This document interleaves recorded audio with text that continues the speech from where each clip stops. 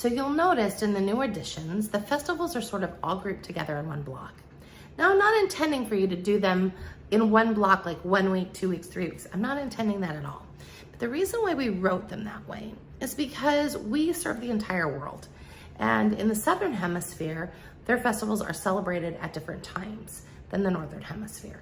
So when you'll see it in the curriculum as all one block, it's really intended for you to look at it and decide, where does that belong for you? So for instance, with regards to, say, Michaelmas, well, that would fall in the last week in September for the Northern Hemisphere. It doesn't fall in that space for the Southern Hemisphere. So if you're schooling in the Northern Hemisphere, decide when you're laying out your blocks, if you're doing first grade and you're laying out your letter blocks, your letter weeks, and then you're going to put in that festival in that week where it belongs. And you'll just celebrate that week and then pop right back into your block afterwards. So that really gives you the space of feeling into the festivals as is intended with regards to Waldorf. Now, if you decide you're not using the traditional Waldorf festivals, it is totally okay. What I want to tell you is make sure that whatever you are replacing it with has the richness. So maybe it's a birthday week. In the Nielsen house, we do a lot of birthday celebrations the week of somebody's birthday. We might talk about their birth story. We might tell stories, like the family favorite stories about that person, or have discussions about fun memories that we have about that person.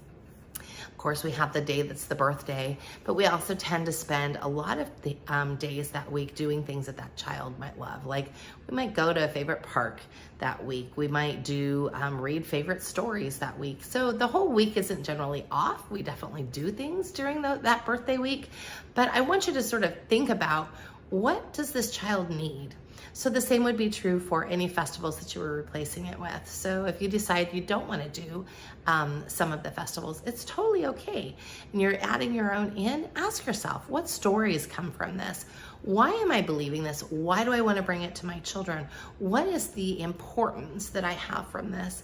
And how can I really share it with my child so that they take it in and they feel it the way I do?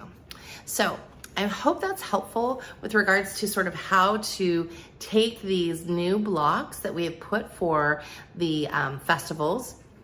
You'll notice in some of the curriculum we have 2 separate blocks for the festivals, and really it is so that they're placed throughout the year. So just decide where they go. That's part of your planning process. So when you lay out your plans for the year and you lay out your plans for sort of each semester, decide, okay, so where does this festival week belong?